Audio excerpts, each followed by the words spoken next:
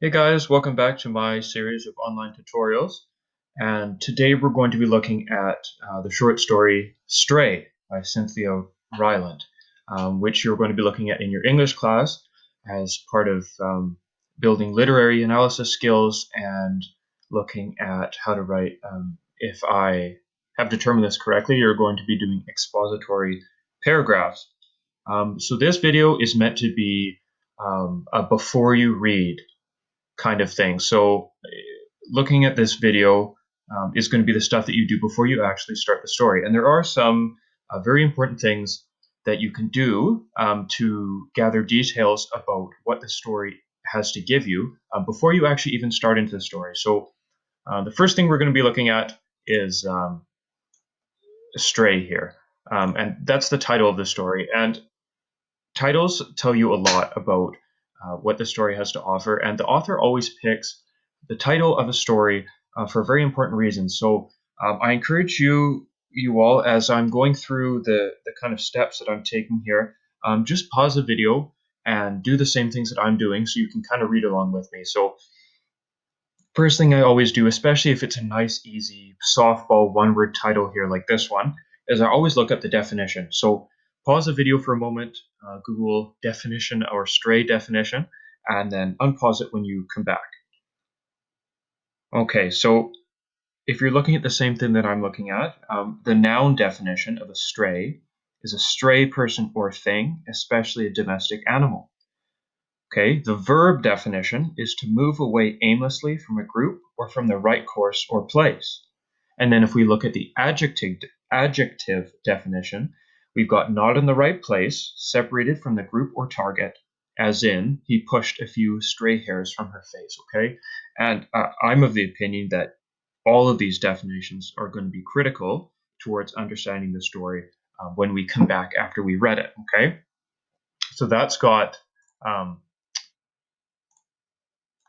Stray covered with, and this PDF editor is not awesome. I will try and fix that for the next one. So then we have Every Living Thing. So Stray is a short story, which means it's part of a larger package. So something that can also be helpful is to look at what was the point of the greater package. So that's Every Living Thing. So I looked that up, and I encourage you to look it up as well. Do a bit of research, pause the video, and then come back when you're done, okay? So what I found, the description of the package, here are 12 deeply moving short stories from the perceptive pen of Cynthia Rylant. Each captures the moment when someone's life changes, when an animal causes a human being to see things in a different way and, perhaps, changes his life. So we already from this definition can get an idea of what the point of this short story is going to be, that very broadly we're going to see a theme about animals and how interaction with animals influences our characters in the story. And animals can be interesting too, because animals can be a metaphor or a placeholder for a larger idea, just as the characters can be. And we'll look into that the farther we get into the story, okay? Now, next thing we do that I've got highlighted here, so we did Stray, we did Every Living Thing, and then we want to look at the author herself, because there's so much that you can get out of the author, because inevitably, if you write something, you incorporate a portion of yourself into what you're writing. It's not something that you can help. It just happens. And so researching the author of something can be critical towards understanding why the story was written in a certain way, why the author picked certain keywords or phrases, or it's set in a certain setting, things like that, okay? So look into the author and then come back and I'll tell you what I found, okay? So I found an interesting quote here, which I think is critical to this story. It says, growing up in the Appalachian region of the US during the 1960s, Rylant lived in a very depressed economic environment.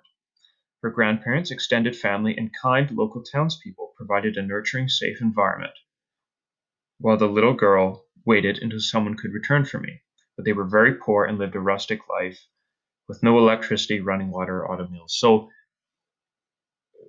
the author has a background of poverty.